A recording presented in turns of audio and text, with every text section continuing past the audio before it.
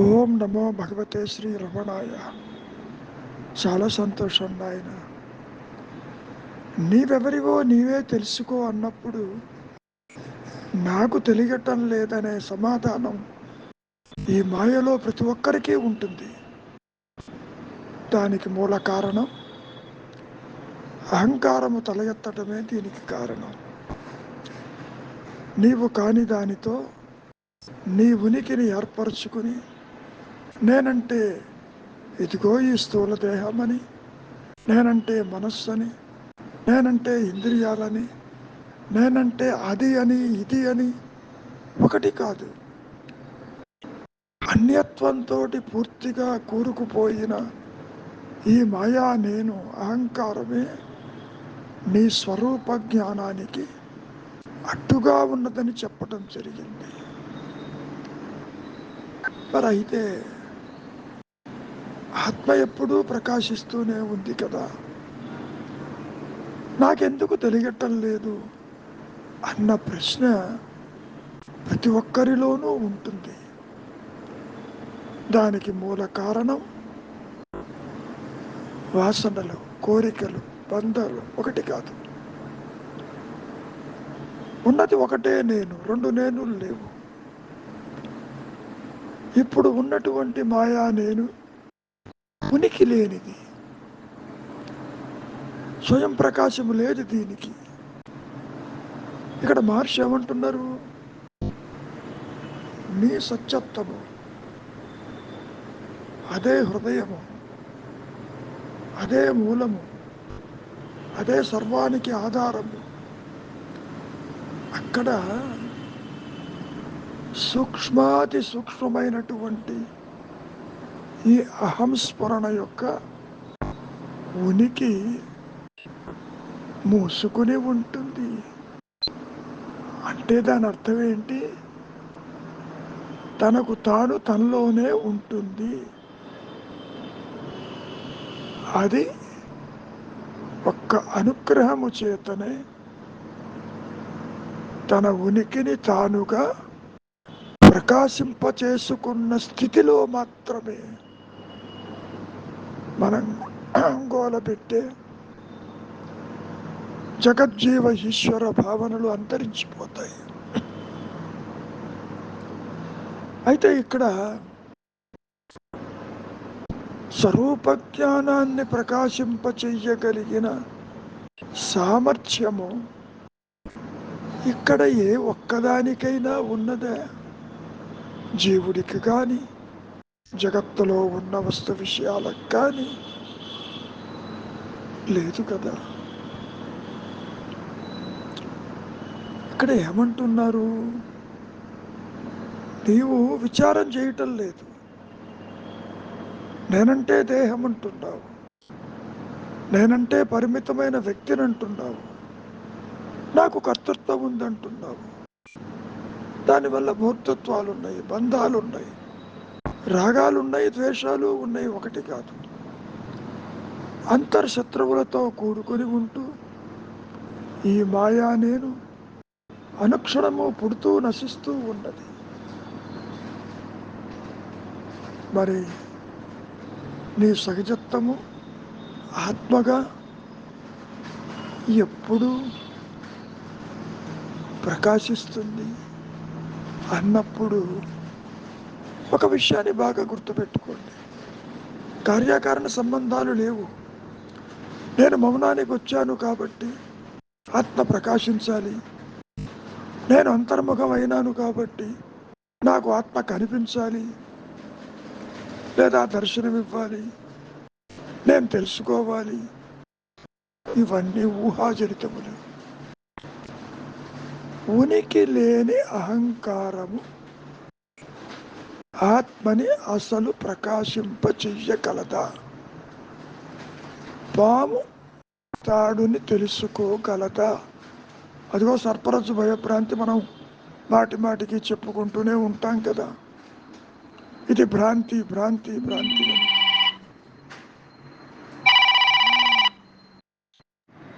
మనం ఎన్నోసార్లు చెప్పుకుంటాం, కార్యకారణ సంబంధాలు ఉండవు. నేను విచారం చేశాను కాబట్టి నా ఆత్మ నాకు ప్రకాశించాలి అన్న స్థితి ఉండదు. చెప్పుకోవటానికి అవిచారం వల్ల ఈ బంధాలు, రాగాలు, ద్వేషాలు ఏర్పడుతున్నాయని మనం ఈ మాయలో ఎంత చెప్పుకున్నప్పటికీ ఒక్క అనుగ్రహము చేతనే, అనుగ్రహం అంటే గురువే, అనుగ్రహం అంటే భగవంతుడే, అనుగ్రహం అంటే ఆత్మే, అనుగ్రహం అంటే సత్యమే. అది ప్రకాశించాలి, దానంతటా అది ప్రకాశిస్తుంది. ఆ స్థితిలోనే సత్యము అవగతమవుతుంది. ఇందాక ఏమని చెప్తున్నారు? హృదయంలోని సూక్ష్మరంధ్రం తీవ్ర వైరాగ్యముతో అంతర్ముఖమైనప్పుడు అనుగ్రహము చేత అది ఎందుకు ప్రకాశించాలి, ఎప్పుడు ప్రకాశించాలి, ఎక్కడ ప్రకాశించాలి అనేది ఆ ఉच्चतर శక్తి డిసైడ్ చేస్తుంది. ఇప్పుడు కూడా నిన్ను నడిపించేది అదేను. నీవు ఎంత బయటికి పరిగెత్తినా నిన్ను వెనక్కి లాక్కొచ్చి నిశ్చలత్వానికి తీసుకువచ్చి నీ ఉనికిని లేకుండా అది చేసి తాను ప్రకాశిస్తుంది. విశేషం అది. It is the self that does everything. You can't do anything. You are an instrument in the hands of the almighty or the ఉच्चतर శక్తి అని మనం ఇక్కడ ఎన్ని రకాలుగా చెప్పుకున్నా ఆత్మస్థితి ఎప్పుడూ కూడా తురీయంలో ఉంటుంది. అది ఈ జాగ్రత్త స్వప్న సుషుప్తులలో ఉండదు ఉండదు ఉండదు. మరి ఎప్పుడూ ఉండేదానికి నీ ప్రయత్నం ఏమిటని అడగవచ్చు. ఉన్నది కరెక్టే, అది సత్యమే, అది నిత్యమే, అది అనంతమే, అది ఏకమే. కానీ నీవు ఇందాక చెప్పినట్లు వాసనాపూరితమైన జీవితాన్ని గడపడానికి వచ్చావు ఇక్కడికి. జగత్తు సత్యం అంటావు, సత్యం సంసారం సత్యం అంటావు, వ్యక్తిత్వం ఉందంటావు, ఇతరులు ఉన్న బాధ్యతలు బరువులు ఉన్నాయి అంటావు. ఒకటి కాదు, నీవు తెచ్చుకున్నటువంటి పిడికెడు ప్రారంభంలోనే ఇవన్నీ దాగి ఉంటాయి. మరి ఆ ఆత్మ యొక్క తలుపుని తెరవటం ఎవరి వల్ల కాదు. చెప్పుకోవటం తేలిగ్గానే ఉంటుంది. నువ్వు లోపలికి వెళ్ళు, విచారం చెయ్యి, తలుపు తెరుచుకుంటుందనేది ఒక ఆశావాద ప్రక్రియ తప్ప వాస్తవానికి నీ చేతుల్లో ఏది ఉండదు. ఒక పనిముట్టు ఎప్పుడైనా తనకు తానుగా ఏ పనైనా చెయ్యగలదా? చెయ్యి ఏ విధంగా చెయ్యదలిస్తే ఆ పనిముట్టు పనిచేస్తుంది. ఒక కళ ఉంది,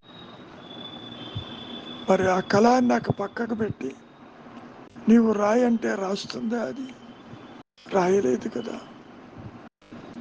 కాబట్టి it is the self, it is the higher power, it is the awareness, it is the జ్ఞానం, it is that knowledge that does everything, not anything else.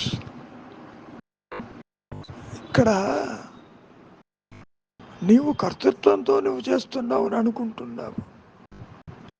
అందుకని చెబుతున్నారు విచారించు. విచారించటం వల్ల నీవు చిత్తవృత్తులు ఆగిపోతాయి. పతాంజలి మహర్షి కూడా ఇదే మాట అన్నారు కదా, చిత్తవృత్తి నిరోధస్య యోగ అని. యోగం అంటే బైండింగ్.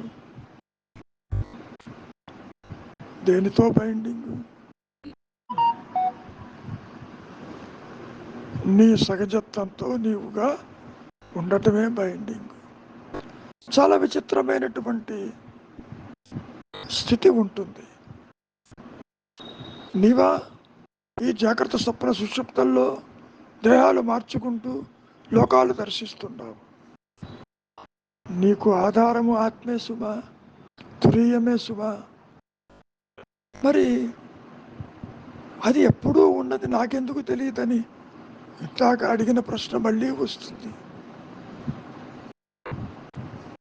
నిన్ను అట్టిపెట్టి అది ప్రకాశించదు. ఒక రకంగా చెప్పుకోవాలంటే నిన్ను మట్టు పెట్టి ప్రకాశిస్తుంది. ఏనాడైనా చీకటి వెలుగులు కలిసి ప్రకాశించినాయా? చీకటితో ఉన్న వెలుగు కానీ, వెలుగులో చీకటి కానీ లేదు కదా. నీవు కాసేపు నిద్రపోతేనే నీ దేహం ఏమైంది, సంసారం ఏమైంది, జగత్ ఏమైందో నీకు తెలియదు కదా. అయినా నీవు ఉన్నావు కదా. ఆ ఉన్న విషయం ఈ జాగ్రత్తావస్థలోనే ప్రకాశించాలి. మనం ఇక్కడ ఎంత చెప్పుకున్నా, అది ప్రకాశిస్తూనే ఉన్నదని చెప్పుకున్నా నాకు తెలియటం లేదు అనే స్థితి ప్రతి ఒక్కరిలోనూ ఉంటుంది.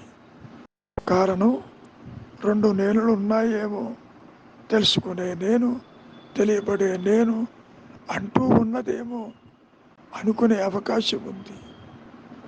ఉన్నది ఒకటే నేను. ఇది మాయా నేను. ఇది అంటే అహంకారము, పరిమితత్వము, వ్యక్తిత్వము, కర్తృత్వము. జనన మరణాలలో ఈ మాయా నేను ఇదే లోకాలు వెళ్తుంది. It is the self that does everything అంటే అర్థం కాదు. నేను చేస్తున్నానంటూ నీవు పరిగెడుతూనే ఉంటావు ఈ మాయలో.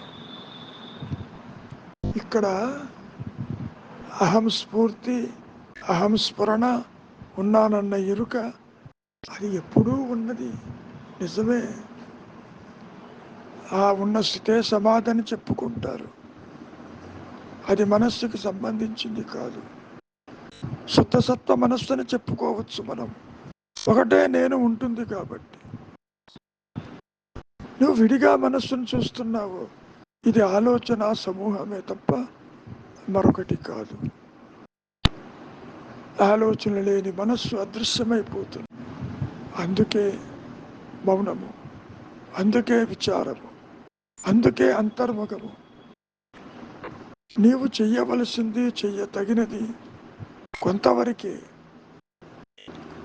గురువు చెప్పిన మాటలు విని శ్రవణము చేసి మననము చేసి నిశ్చలంగా ఉండుటే అంతవరకే. ఇంతకీ ఆ గురువు ఎవరు? నీ ఆత్మే.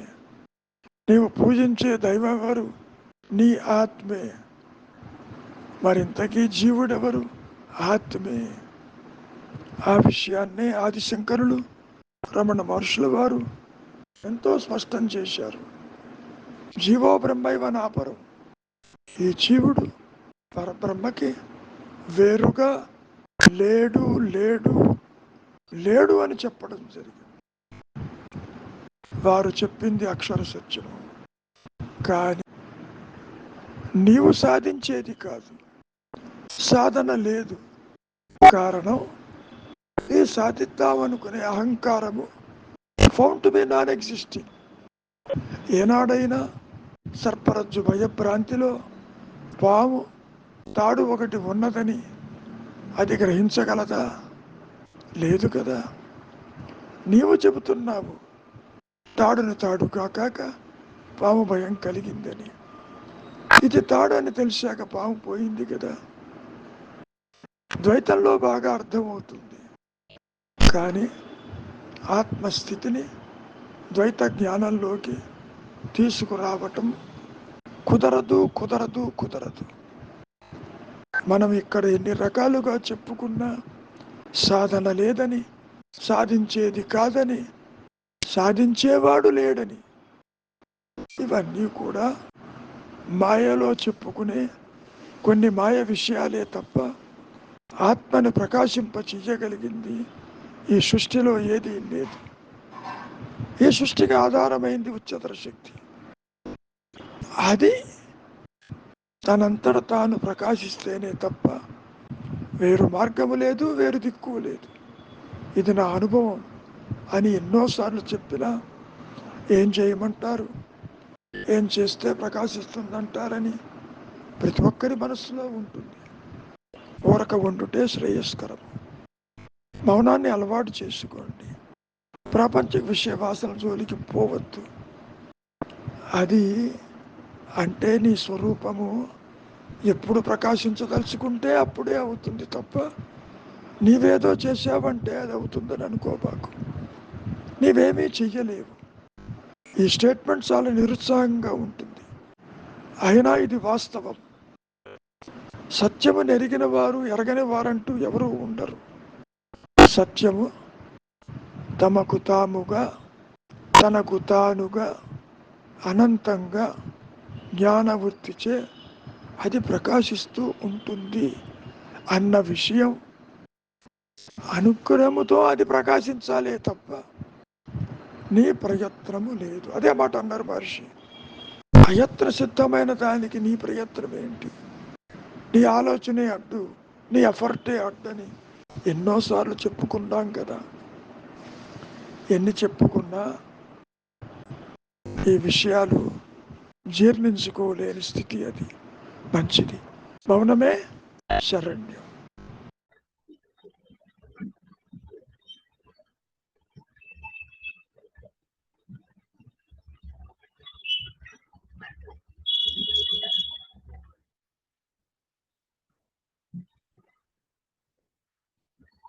అసలు పెట్టమ్మా గురుగారు ఎవరు రెస్ట్ తీసుకుంటారు.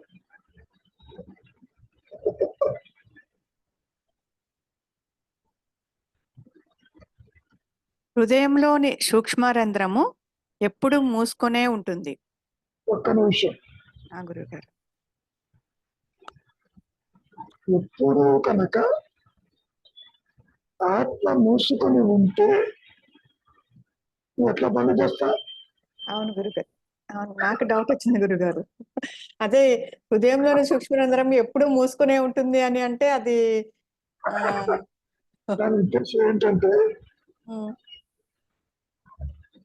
నువ్వేదో విచారం చేయమని, విచారంతో తెలుసుకుంటుందని, అంతర్భావంతో తెలుసుకుంటుందని.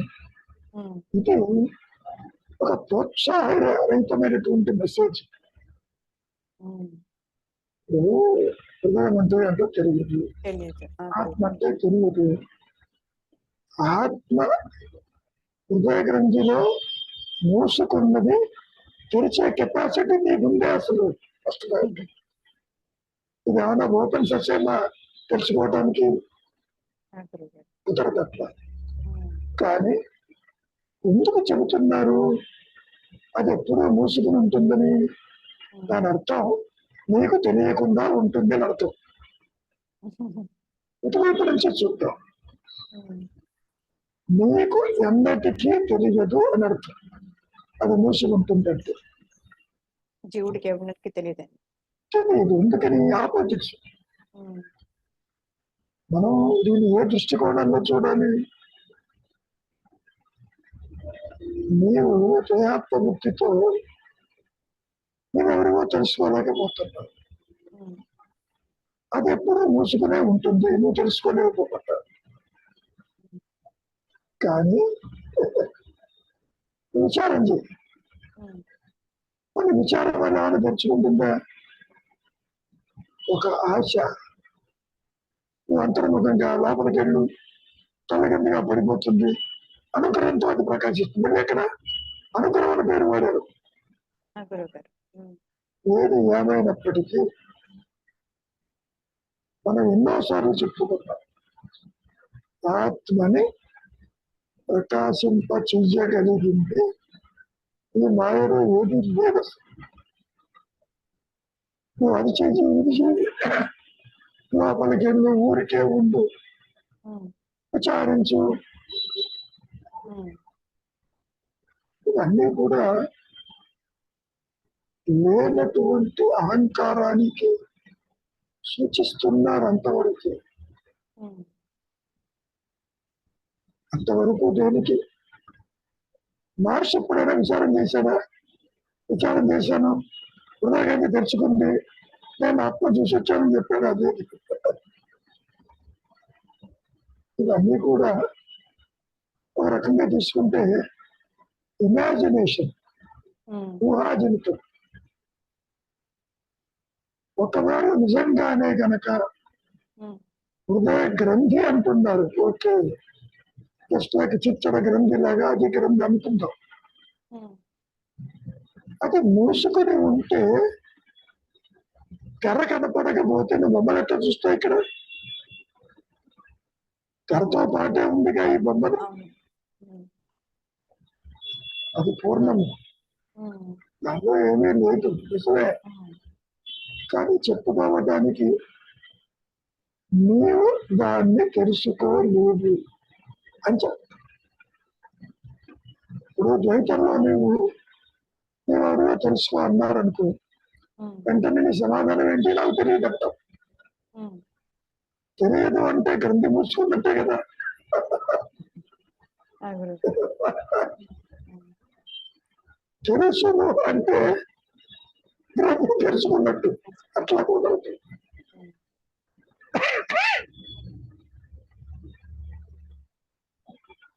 రాకపోకలు లేవు. ఉమ్, There is no forgetfulness in the ఆత్మ. ఉమ్, ప్రతి మరపు లేదు, కాసేపు కనిపించిపోయేది కాదు, అన్యము లేదు.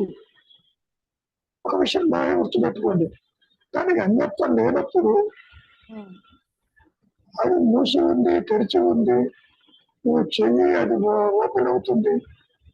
ఇవన్నీ కొన్ని విశేషమైన ఆచార్యనికమైన మాటలు. ఆ గురుగారు. ఉమ్, దానివల్ల ఏమవుతుంది? ఇందులో చెప్పాయండి, ఉమ్, రెండు ఎప్పుడు తెరుచుకుంటుందో, ఎప్పుడు గర్భం తెరుచుకుంటే నేను లోపలికి వెళ్తాను, నువ్వు వెళ్ళే ప్రసక్తి లేదు. చాలా విచిత్రంగా ఉంటుంది. కానీ ఒక అప్రోచ్ చెబుతున్నారు మహర్షులు. ఉమ్, యోగ వాసిష్టంలో కూడా వశిష్ఠుల వారు రామచంద్ర అయితే చెప్పారు, అవిచారం వల్ల దుఃఖం కలుగుతుంది, ఉమ్, విచారించు. అంతవరకు బాగానే ఉంది. కానీ నువ్వు విచారించటం వల్ల ఆత్మని ప్రకాశం అవుతుంది, అది తెరుచుకుంటుంది అనేది మళ్ళీ కార్యాకారణ సంబంధాలు ఉంటాయి. ఆ గురుగారు. రెండింటితో సంబంధం ఉండదు. ఆ గురుగారు. చూడు ఇంకేమంటారు?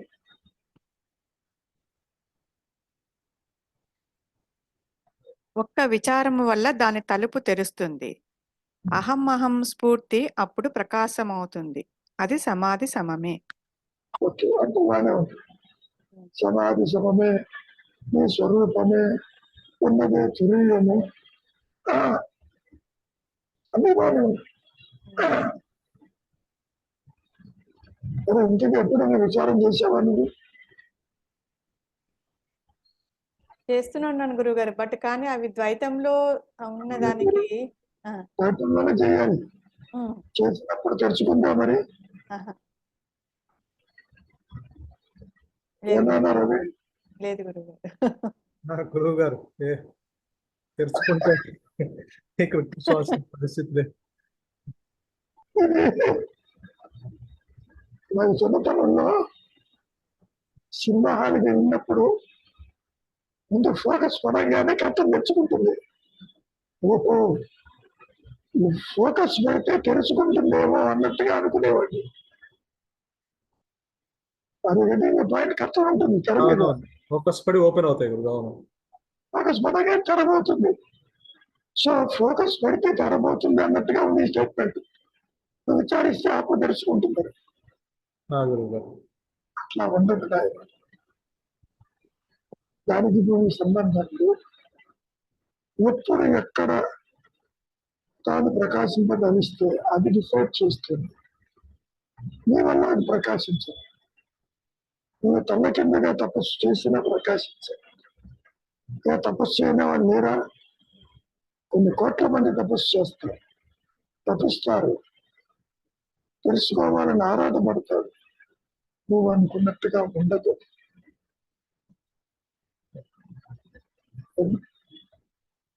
మొత్తం ఒకసారి చదువు, ఇంకేమైనా ఉందే చూద్దాం. హృదయంలోని సూక్ష్మరంధ్రం ఎప్పుడు మూసుకొనే ఉంటుంది.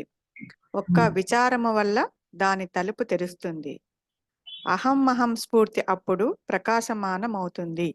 అది సమాధి సమమే. అంటే ఇప్పుడు అహం స్ఫూర్తి లేదా? అది లేకుండా అహం ఏమని ఎట్లా వచ్చింది? గురుగారు ఇప్పుడు కూడా ఉంది. ఉంది. నేను ఉన్నాను అనే అహం స్ఫురణ ఉండబట్టి నేను దేహము, నేను వింటున్నాను, తింటున్నాను, చూస్తున్నాను, కర్మరాజనిస్తాన్ని అంటున్నావుగా. అవును గురుగారు. నీకు మూలం తెలియకపోవచ్చు. నువ్వు ఏం చేసినా కానీ నీకు తెలియదు. కారణం నువ్వు అభాసం. అభాసం అంటే స్వయం ప్రకాశం లేదు ఇక్కడ. నీ మనస్సులో ఉన్నదే నువ్వు బయట చూస్తావు అంతవరకు. వాసన వల్ల దేహాత్మ బుద్ధి వచ్చింది, దేహంతో జగత్తుని చూస్తావు, కాసేపు కలగంటావు, కాసేపు నాగంటావు, వారంటావు, వీరంటావు. తెచ్చుకున్నప్పుడు ఇక్కడ ప్రార్థన అయిపోగానే ఎవరికి చెప్పకుండా ఈ దేహం రాలిపోతుంది, నువ్వు ఎగిరిపోతావు. ఇవన్నీ ఎక్కడ జరుగుతున్నాయి? ఆత్మ ఎదుటే జరుగుతుంది. పాయింట్. ఆత్మని విడిచి జరణ మరణాలు లేవు. ఇవన్నీ ఆత్మలోనివే అని చెప్పు. ఇవన్నీ ఏమైనా కార్యకారణ సంబంధాలు ఉండవని గుర్తుపెట్టుకోవచ్చు సార్. విచారించవద్దంటల్లా, విచారించు.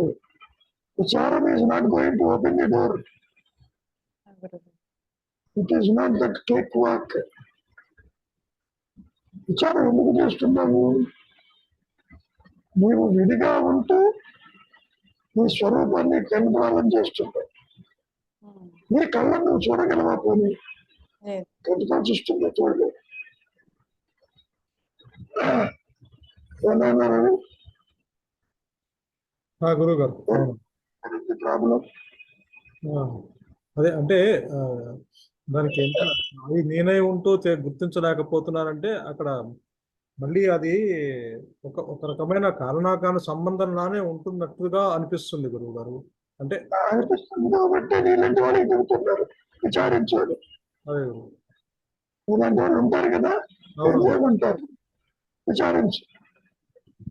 ఎప్పటికైనా విచారంలో విచార భరితం కింద అది ప్రకాశించకపోతుందా అనేటువంటి లోపల ఉంటారు. ఏమన్నారు? భక్తి కర్మ జ్ఞానాదుల కంటే ఇది విశిష్టమైంది, ఇందులో అవన్నీ దాగి ఉన్నాయి అన్నారు. ఇప్పుడు విచారం చేసేది ఎవరు? ఆత్మబుద్ధున్నవాడే కదా. ఎవరే ప్రశ్నిస్తున్నారు నేనెవరని? అహంకారమే కదా. ఉనికి లేని అహంకారం అది ఎంత ప్రశ్నించినా అది మిగిలి ఉంటూ తన స్వరూపము చూడలేదు. కుదరదు. ఎందుకని కుదరదు అడగచ్చు. ఎందుకు లేదు? అహంకారం నేను విడిగా, ఆత్మ నేను విడిగా ఉంటే ఇప్పుడు చెప్పిన మాట బాగా విచారించు. ఈ నేనుతో ఆ నేను తెలుసుకో అనుకోవచ్చు. ఉన్నది ఒకటే, ఉన్నది ఒకటే తాడు, ఉన్నది ఒకటే ముచ్చపు చెట్ట, ఉన్నది ఒకటే ఎరుక. అది దాని మీద నామరూపత్వములు నీవు క్రియేట్ చేసినప్పుడు నీ మాయ కనపడింది. ఆత్మకి దీనికి సంబంధం లేదు. కానీ తాడుని తెలుసుకోవాలి అంటే పాము నుంచి వెళ్ళాల్సిందే కదా గురువు గారు. పాము కనిపించింది కాబట్టే తాడు అనేది తెలిసింది. కాదు నాయన, నీకు పాము భయం కలిగింది కాబట్టి, దేహాత్మ ముక్తి కలిగింది కాబట్టి నువ్వు దేహమేమో చూడంటున్నారు. లేకపోయినా ఉన్నావు కదా, ఇంతకు కూడా అది అర్థమవుతుంది. విచారం కూడా బ్రహ్మజనితమైన పాము ఉందా లేదా నిజంగా చూడబోతే పాము లేదు, తాడుంది. ద్వైతం బాగా అర్థమవుతుంది. ఇక్కడికి వచ్చేసరికి తాడుని పావుని చూసినట్లుగా ఉండదు. దేహత్వ ఉంటే లోక వ్యవహారం ఉంటే ఆత్మ వ్యవహారం ఉంటుంది. ఆత్మజ్ఞానంలో లోక వ్యవహారం ఉంటుంది. కారణం ఒకటే నేనుంది కాబట్టి. రెండు నేను లేవు. First point. దీనికి ఆధారం ఒకటి ఉందని కూడా దీనికి తెలియదు. ఒక ఆభరణానికి బంగారం ఆభరణం ఉన్నది, ఆధారం ఉందని బంగారానికి తెలియదు, ఆభరణానికి తెలియదు.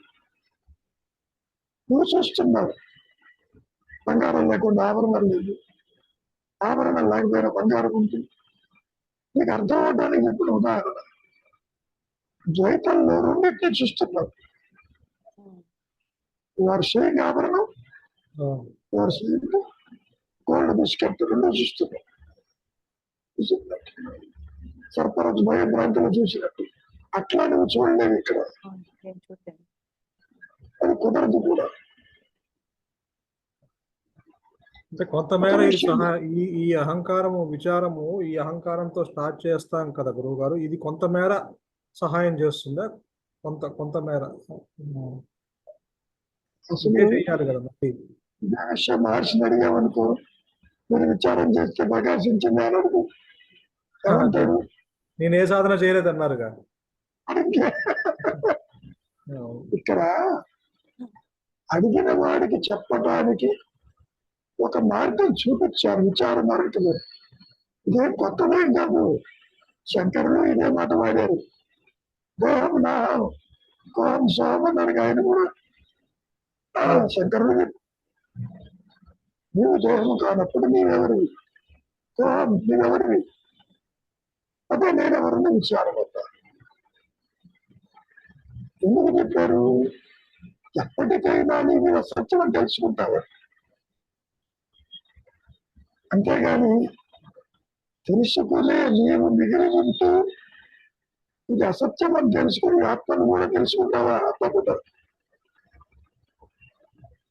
ఆత్మ ప్రకాశంలో నువ్వు లేకుండా పోతావు. అనుభవం. అంటే గురుగారు ఇక్కడ నేను ఎవరు అనే క్వశ్చన్ వేసుకున్నప్పుడు దాని ఆన్సర్ ఎవరు చెప్పాలి? మళ్ళీ ఆత్మ చెప్పాలి లేకపోతే అహంకారం చెప్పాలి? అహంకారం చెప్పదు కదా. అదే అహంకారం చెప్పినా మళ్ళీ అహంకారం అవుతుంది. ఇక్కడ కూడా బాగుందో లేదో ఎవరు చూస్తున్నారు? నువ్వే చూస్తున్నారు. భావన వెతికేది నీవే, జీవత్వ భావన వెతికేది నీవే. వెతుకుతున్నావు. ద్వైతంలో అర్థమైంది భావన ఏదో తాడుంటుంది. ఆ విధంగా ఉండదు ఇక్కడ. డిఫరెన్స్ ఆ విధంగా ఉండదు.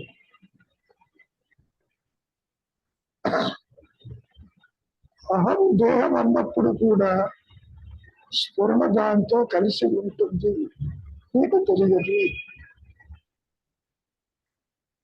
అప్పటికీ ఎంత తేలిగ్గా చెప్పారు తెలుసా? మిథ్యాత్మని సత్యాత్మని వేరు చేయమన్నారు. ఇది అసలు కెపాసిటీ ఉందా? ఎప్పుడైనా బాలని నీళ్ళని వేరు చేశారా? మరగబెడితే అదృశ్యమైంది తప్ప వేరు చేసే కెపాసిటీ లేదు. హంసలు నీటిని బాలని వేరు చేస్తాయని చెప్పి ఒక నానుడి. సరే, ఏది ఎట్లా ఉన్నావా, నేను ఉన్నాను అనే అహం స్మరణ మాత్రమే సత్యం. అందులో డౌట్ లేదు. అది నీ స్వరూపమని నీవుగా దానిని తెలుసుకోలేదు. ఏ విధంగా అయితే నీ కళ్ళని నీవు చూడలేవు, ఇది సరే, దాని పేరు సమాధి అవునా కదా? ఇవన్నీ కూడా సహజ నిర్వికల్ప సమాధి అని చెప్పి ఒక టైటిల్ పెట్టాడు. ఇంత సీన్ ఉండదు అక్కడ. ఉన్నానన్న ఎరుక మాత్రమే ఉంటుంది. Simple awareness. పరిధిలో లేక ఎటు చూసినా నేను ఉన్నానన్న జ్ఞానం ఉంటుంది అంతవరకు. దానికి సృష్టికి సంబంధం లేదు. ఆ మాట కూడా చెప్పుకున్నారుగా, ఆత్మ ముక్కలై జీవుడు జగత్తు ఈశ్వరుడు కాలేదు. పోనీ జీవుడు బికమింగ్ ఆత్మ వల్ల ఉందే, అదే లేదు.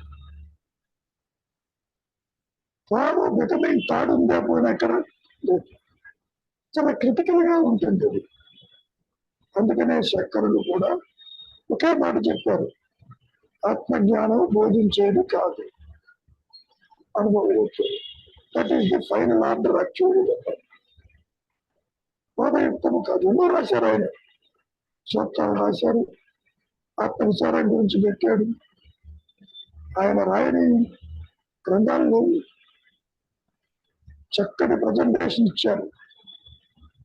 Is highly educated realised person. మౌనం తెలియకనే శంకరుడికి మౌనం వల్ల కాదులే, ఇవన్నీ కొంచెం చెబితే అర్థమవుతుందని భాషతో చెప్పి రాశారు. దానికి భాష్యాలు రాసుకుంటారు.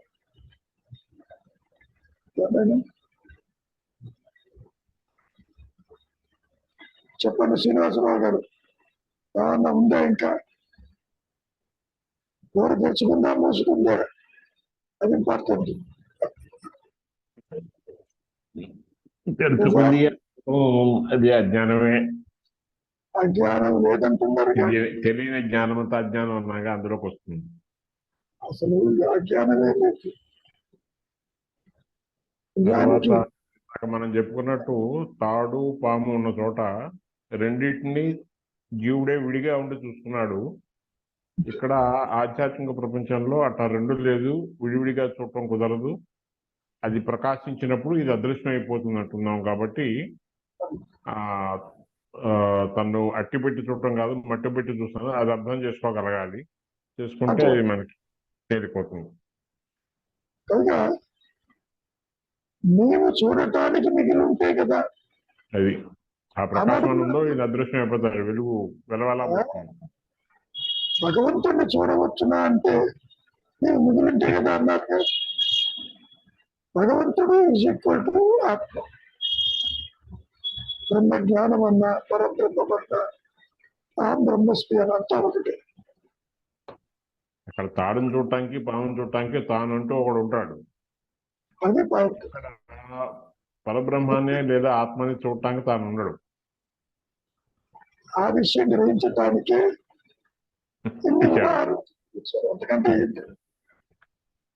ఎందుకంటే ఏ ఉదాహరణలో ఏదో ఒకటైనా పట్టుకుని ఈ మాయా నేను వదిలించుకుంటాను అన్న భావనతో చెప్పారు. అక్కడ పామును చూసిన క్షణంలోనే తాడు కూడా చూడగలుగుతాడు దీపం రాగానే. ఇక్కడ మాత్రం అలా కుదరదు. ఒకటి ఉంటే ఒకటి ఉండదు, ఏదో ఒకటే ఉంటుంది. యాక్చువల్ గా భ్రమాన్ని చెప్పడానికి ఉపయోగపడింది. పాము భ్రాంతి అన్నారు, సర్పరంచు భయ భ్రాంతి. ఇక్కడ కూడా దేహ భావన ఒక భ్రాంతి, లేనిది ఉన్నట్టుగా కనపడటం. దానికి ఎంతో సపోర్టింగ్ స్టేట్మెంట్ ఇచ్చారుగా. దేహం స్వరం లేకపోయినా ఇద్దరిలో ఉన్నావా లేదా అది అర్థమైంది బట్టి, కానీ ఇద్దరిలో ఎలా ఉన్నావో తెలియదు. ఏమా వింటున్నావా? ఇద్దరిలో ఎలా ఉన్నావో తెలియదు. నిద్రలో ఎలా ఉన్నా తెలియదు, కానీ నిద్రలో కూడా నీ దేహం లేదు, దేహస్మరణ లేదు, ఉన్నామన్న సంగతి కూడా లేదు. అంటే నిద్రలో దేహస్ఫురణ లేకపోయినా అంటే దేహంతో లింక్ అయి ఉంటుంది కదా గురువు గారు, తాదాత్మ్యం చెందే ఉంటుంది కదా. లింక్ అయి ఉంటే దేహ బాధలు మానసిక బాధలు నీకు తెలియాలి, తెలియటం లేదుగా. తెలియట్లేదు కానీ మరి నిద్రలో గుండె కొట్టుకుంటాము అది ఫంక్షన్ జరుగుతూనే ఉంటుందిగా బాడీ ఫంక్షన్ ఆ విషయం తెలుసా నీకు? అది తెలియదు గురువు గారు. మరి తెలియనప్పుడు ఉండదున్నట్టు చెబుతా. అంటే పూర్తిగా డీలింక్ అయి ఉంటుంది. అయితేనే నువ్వు కంఫర్ట్గా ఉంటావు. ఆహా, అదే. నువ్వు దేహాత్మ బుద్ధితో కనుక పడుకుంటే కాళ్ళ నొప్పులు ఉన్నాయి, ఒళ్ళు నొప్పులు ఉన్నాయి, పెయిన్ ఉందంటావు నిద్రపో. అవును. దేహస్ఫురణ ఉండదు నాయన. పూర్తిగా డిఫరెంట్ అయి ఉంటుంది. అయితే చైతన్యం వెనక ఆ బాడీకి కావాల్సిన ఫంక్షనింగ్ జరుగుతూ ఉంటుంది ఆధారం చేసుకొని. చేస్తూనే ఉంటుంది. ఎవరికి తెలుసు? ఆహా, బయటకు వచ్చేలాగా తెలుసా నీకు దేహం ఉన్నట్టు? తెలియదు. అదే అంటారు మహర్షి. ఇప్పుడు మాత్రం నువ్వు గాలి పీలుస్తున్నావా? భగవంతుడు పీలుస్తాడు గాలి పొమ్మన్నాడు. కుండ కొట్టుకోవాలన్నా, దీన్ని మెయింటైన్ చేయాలన్నా ఎవరు చూస్తున్నారు? ఏదో అయ్యారు ఫోర్స్ చేయాలి. గ్రూప్ అడ్మిన్ ఆయనే, గ్రూప్ అడ్మిన్.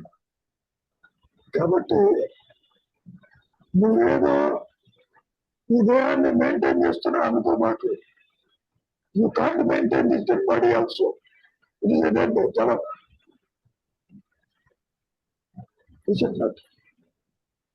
మళ్ళీ నీవు దేహంతో లింకు పెట్టుకున్నప్పుడు, దేహాత్మ బుద్ధి జనించినప్పుడు, అప్పుడు మళ్ళీ జగత్తుని సంసారాన్ని చూస్తావు.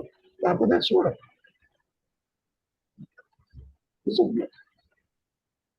అంటే అక్కడ నిద్రలో నేను హాయిగా ఉందని పొద్దున చెప్తున్నాడంటే ఆ హాయి అనేది ఆ ఆనందము టెంపరీ ఆ శాంతి అనేది అహంకారం రికగ్నైజ్ చేసి చెప్తుందండి అక్కడ. ఇది లేదు కాబట్టి శాంతి అనుకుంటాం. ఆత్మ అనుభవంతో చెప్పడం కాదు. అక్కడ పోరాడి భయమో తెలియదు. శారీరక మానసిక బాధలు లేవు. ఐఆమ్ ఫైన్ అంటున్నావు. I am fine is egoistic. ఆత్మజ్ఞానం కాదు. అంటే హాయి అని చెప్పేది మళ్ళీ పొద్దునే ఈ తాదాత్మ్యం చెంది అప్పుడు చెప్తుంది హాయిగా పడుకున్నానని. అంతవరకు ఎటు పోయిందో తెలియదు. దేహంలో ఉన్నావా, దేహం బయట ఉన్నావా కూడా తెలియదు. ఇది తెలియదు కాబట్టి తెలియని స్థితిని అక్కడ ఆనందంగా హాయిగా ఉన్నానంటున్నావు. అంతవరకు ఆత్మను గుర్తించి చెప్పడం కాదు. అంటే ఇక్కడ ప్రాబ్లం అంటే ఇక్కడ హాయి అనేది అయితే దేహం లేకపోతేనే ఆ జ్ఞానం అది కూడా నిరాకారం కాబట్టి దేహంతో తాదాత్మ్యం చెందినప్పుడు మాత్రమే ఈ బాధలు, లేకపోతే అది ఎప్పుడు హాయిగానే ఉంటుంది. అంతేనా గురువు గారు?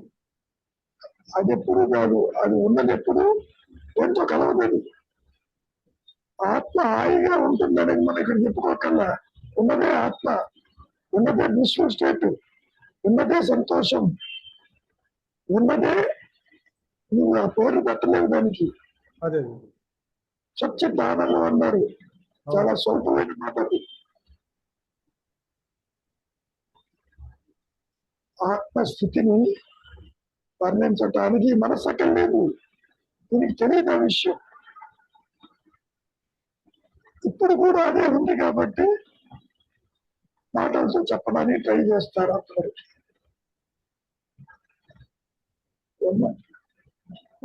మరి నిద్రని సహజ స్థితి అని ఎందుకు అన్నారు గురుగారు? నిద్రలో ఉన్నది నీ ఆత్మస్థితి అక్కడ ఉంది. ఎందుకని? స్థూల సూక్ష్మ దేహాలు లేవు అక్కడ.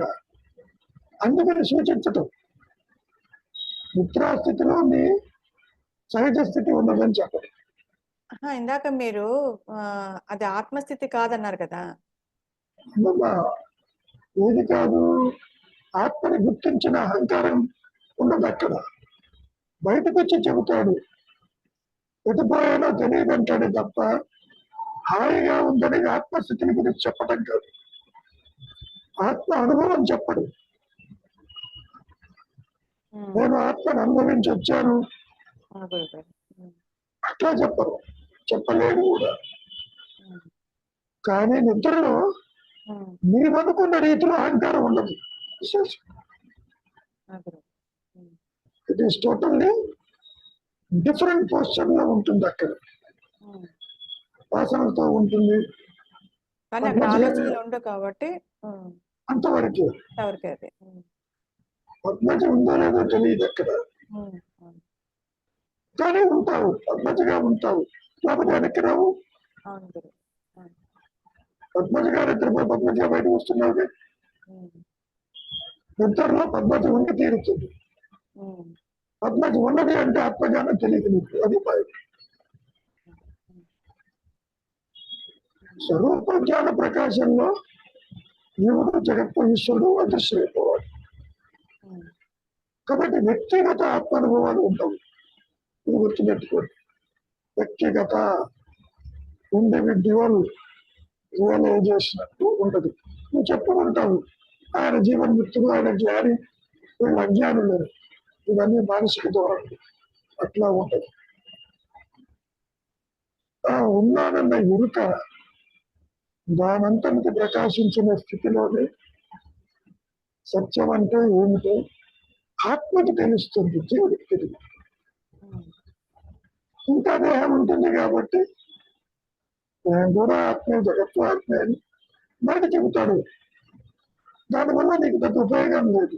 ఇదంతా పరబ్రహ్మ అని చెప్తే నీకు బాధ ఎందుకు, నీకు బంధం ఎందుకు? అవును గురువు. ఉమ్, సో ఉన్నది ఆత్మ, ఉన్నది కాన్షియస్నెస్, ఉన్నది నేను ఉన్నానన్న ఎరుక. అది ప్రకాశించాలన్న వేరే మార్గం లేదు. ఉమ్,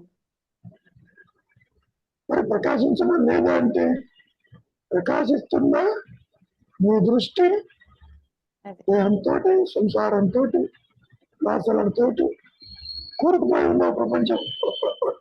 ఉమ్. అదే ఉన్నది అదే అయితేనక అది ప్రకాశిస్తూనే ఉంది. ఆ కానీ ఉమ్, ఆ గురువు. ప్రకాశిస్తూనే ఉన్నదని తెలియదు. తెలియదు తెలియదు. ఉన్న తెర ఎప్పుడు ఉంటుంది. నువ్వు బొమ్మ వేసినా బొమ్మకి పేరు తెర ఉంటుంది. ఉమ్, ఇది అర్థమవుతుంది.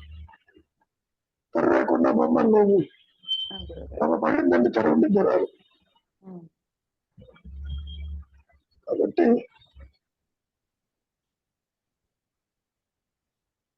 ఆత్మ అనేది క్లైమ్ చేయదు. ఉమ్, ఇదంతా నా నుంచే వచ్చింది నువ్వు చెబుతావు, ఉమ్, బయటకు వచ్చి చెప్తావు.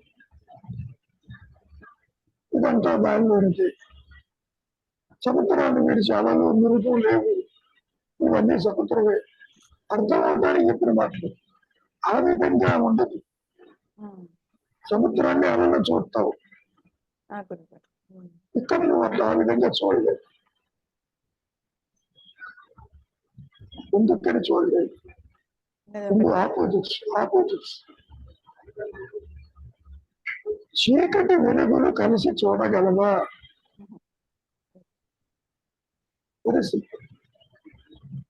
సత్యము అసత్యము కలిపి ఉంటుందా? పూర్ణ జ్ఞానము అభాస జ్ఞానము కలవదు. ఆ గురువు. మనం ఎన్ని రకాలుగా చెప్పుకున్నా ఆత్మని ప్రకాశింప చెయ్యగలిగింది ఈ ద్వైతంలో ఏదీ లేదు. ఇది నా అనుభవం. ఉమ్, మీలో భక్తి భావాన్ని పెంచుతుంది, శరణాగతి తీసుకొస్తుంది, మన నిశ్చలత్వానికి తీసుకొస్తుంది. అది చేస్తుంది. నువ్వేం చేయలేదు. అవును గురువు. ఉమ్, నీ ప్రోగ్రాం ప్రకారం వెళ్తూ ఉంటావు. ఆ ప్రోగ్రాన్ని ఎగ్జిక్యూట్ చేసేది ఒక్క ఆత్మజ్ఞానం మాత్రం ప్రారంభంలో ఉంటుంది. ఉమ్, మిగతావన్నీ ఉంటాయి. ఉమ్, మహర్షి మధుర నుంచి, తిరుచుల నుంచి ఇక్కడికి వచ్చాడు. అది ప్రారంభం. తిరుగుతూ ఉన్నాడు, ప్రారంభం. ఉమ్, మాట్లాడుతున్నాడు, కూర్చున్నాడు, ప్రారంభం. అంతా అదే. ప్రారంభం is common for both, for all ఈ మాయలు. ఏమైనా స్వామి? గురువు అక్కడ అంటే అది ఎస్టాబ్లిష్ అయిన ఇంకా దేహాత్మ బుద్ధి అనేది అసలు మళ్ళీ ఇంకా జనించదు. లేదు, అసలు ఎప్పుడూ లేదు. లేదు. ఎందుకు ఉందనుకుంటున్నావు? వాసన వల్ల, కోరికల వల్ల ఆలోచన పరంపరలు వరుసగా వస్తుంది. ఇది పడిపోకుండా చూస్తుంది. ఇప్పుడు ఆ క్యాటర్ పిల్లలు గట్టిగా పట్టుకుంటూ ఉంటుంది, పట్టుకుని పెట్టి పడిపోతుంది. ఇక్కడ కూడా అంతే.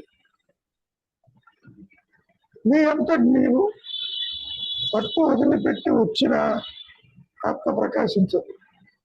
శివత్వానికి వస్తావు, వచ్చి కూడా ఏమంటావు? అదేం కనపట్టలేదంటావు, ఇక్కడేమి లేదంటావు, శూన్యంగా ఉందంటావు, నా ఆత్మ నాకు తెలియదంటావు. ఎందుకని? నిశ్చలత్వంలో కూడా ఈ అహంకారము వెయిట్ చేస్తూ ఉంటుంది. ఏదో సుస్మయాన్ని పట్టుకుంది. దేహము లేనిదే అహంకారం ఉండదు, ఏదో దూరం పట్టుకుంటుంది. ఆ విషయమే మహర్షి కూడా చెప్పింది.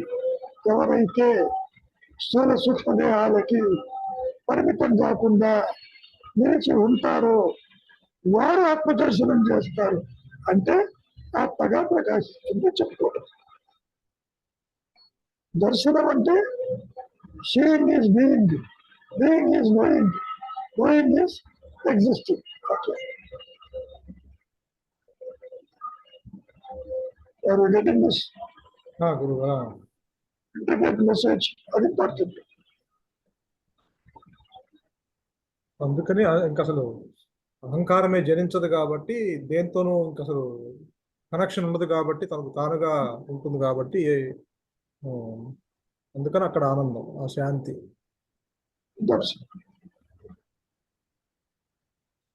అది వచ్చినప్పుడు మాత్రమే ఇది నష్టమవుతుంది తప్ప, దీనికి నిశ్చల స్థితిలో కూడా ఇది అక్కడ నథింగ్నెస్ అంటారు కదా గురువు గారు, అంటే ఎంటీ ప్లేస్. అది కూడా అది దీనికి సంబంధించింది కాదు, ఆత్మ సంబంధించింది కాదు. చూస్తున్నాను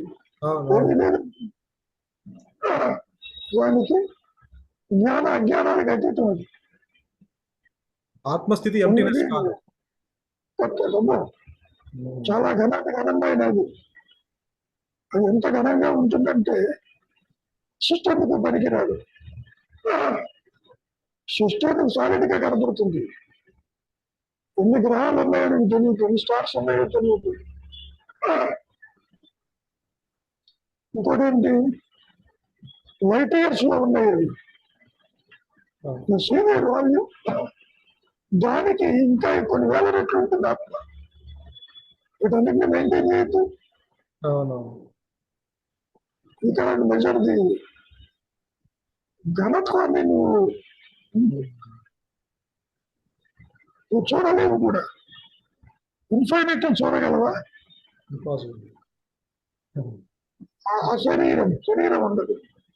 నిరాకారము, నిశ్చలము, అనంతము, ఏకము, జ్ఞానమయం. ఇది నా అనుభవం. బట్ ఇన్ఫైనైట్ ని తను తాను తెలుసుకుంటూ ఉంటుంది, తను తాను చూడగలదా గురువు గారు? చూడగలదు. చూస్తుంది కాబట్టి స్వయం ప్రకాశం. అది అంటే ఇంకా అసలు అదే వ్యాపించి ఉంది కాబట్టి దానికి ఇంకా దాని లోపల ఇంకేది లేదు, ఉన్నదే అది కాబట్టి. లోపల బయట కాదు, అది నిరాకారమైనటువంటి అనంతమైన జ్ఞానమయ స్థితి శరీరం. It vastless, you cannot measure it. అనంతాన్ని ఎట్లా చూడగలరు? మీరే అనంతమై కూర్చుంటావు అక్కడ. నేను కిందకి పైకి చూస్తున్నానన్న జ్ఞానం ఉంది. నిరాకారంగా ఉన్నా, ఎటు చూసినా నేనే ఉన్నా, పరిధులు లేక ఉన్నా, ఎరుక మాత్రం చాలా తీవ్రంగా ఉంటుంది. ఎగ్జిస్టెన్స్